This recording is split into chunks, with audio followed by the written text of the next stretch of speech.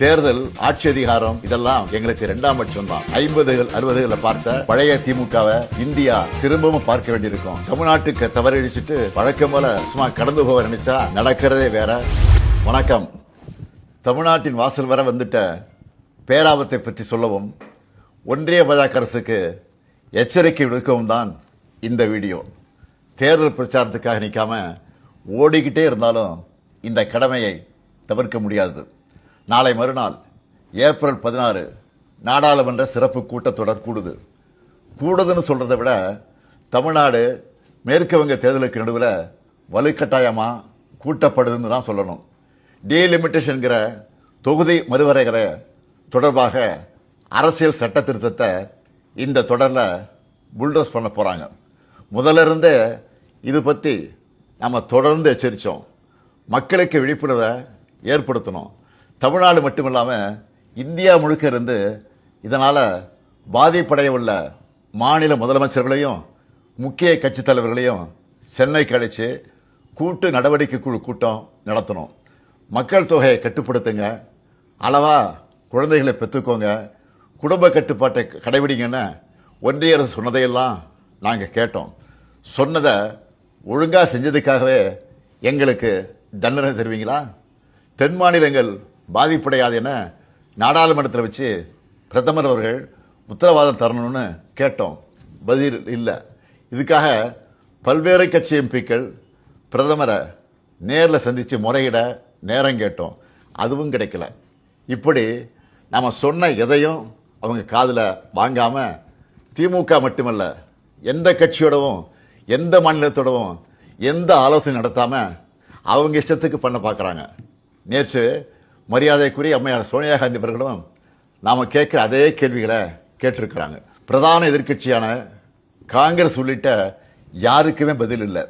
இப்படி அவசரமாக டீலிமிட்டேஷன் பண்ண நினைக்கிறது பாஜக அரசோட அப்பட்டமான ஜனநாயக விரோத செயல். இன்னும் சொன்னால் மாநில உரிமைகளை படுகொலை பண்ணியிருக்காங்க. இந்த டீலிமிட்டேஷனை எப்படி பண்ண போகிறாங்கன்னு தெரியல. அந்த சட்ட திருத்தம் என்ன என்பது பற்றி இதுவரை எந்த விளக்கத்தையும் கொடுக்காம இருக்காங்க. இவங்க இப்படி மறைச்சு பண்ணுறாங்கன்னா கண்டிப்பாக ஏதோ பெரிய ஆபத்து இருக்குன்னு எல்லாருக்குமே அந்த சந்தேகம் வலுவடையுது. தென் மாநில மக்கள் பெரும் அச்சத்தில் இருக்காங்க. நான் ஒன்றிய பாஜக அரசுக்கும் மாண்புமிகு பிரதமர் மோடி அவர்களுக்கும் இந்த நேரத்தில் முக்கியமாக ஒன்று சொல்லிக்கிறேன்.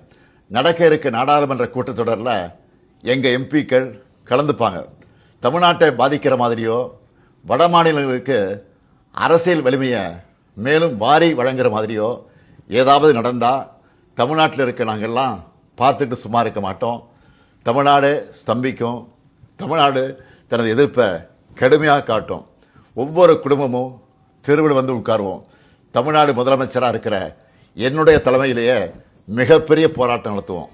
இது தேர்தல் காலம்தான். இவங்க கவனம் அதில் தான் இருக்கும்.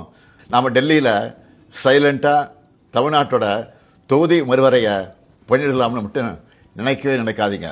சொல்கிறேன்னா தமிழ்நாட்டு முதலமைச்சர் மட்டும் இல்லை, திராவிட முன்னேற்ற கழகம் என்னும் பேரியக்கத்தின் தலைவர். நீங்கள் இதுவரை பார்க்காத தமிழ்நாட்டை பார்க்க வேண்டியிருக்கும். 50கள் 60களை பார்த்த பழைய திமுகவை இந்தியா திரும்பவும் பார்க்க வேண்டியிருக்கும். இவன் என்ன மிரட்டுகிறான்னு நினைக்காதீங்க. நான் உங்களை எச்சரிக்கிறேன். நீங்கள் அதை மிரட்டல்னு நினைச்சாலும் எங்களுக்கு கவலை இல்லை. ஆம், தமிழ்நாட்டிலிருந்து அனுப்பி வைக்கப்படும் எச்சரிக்கை இது. தேர்தல், ஆட்சி அதிகாரம் இதெல்லாம் எங்களுக்கு இரண்டாம் பட்சம்தான். நாங்கள் சுயமரியாதைக்காரங்க. எங்களுக்கு கொள்கை தான் முக்கியம், மாநில உரிமைகள் தான் முக்கியம். அதுதான் பேரறிஞர் அண்ணாவும் முத்தமிழறிஞர் கலைஞரும் எங்களுக்கு கொடுத்துட்டு போன உயிர் கொள்கை. தமிழ்நாட்டுக்கு தவறழிச்சிட்டு வழக்கம் போல சும்மா கடந்து போக நினைச்சா நடக்கிறதே வேற. சட்டமேதை அண்ணல் அம்பேத்கர் அவர்களின் பிறந்த நாளில் அவர் மேல் ஆணையாக சொல்கிறேன், தமிழ்நாடு பாதிக்கப்பட்டா இந்தியாவையே திரும்பி பார்க்க வச்சிடுவோம். மாண்புமிகு பிரதமர் மோடி அவர்களே, மீண்டும் சொல்கிறேன், இது தமிழ்நாட்டிலிருந்து உங்களை நோக்கி விடுக்கப்படக்கூடிய இறுதி எச்சரிக்கை. Tamil Nadu will fight. Tamil Nadu will win. Tamil Nadu போராடும். தமிழ்நாடு வெல்லும்.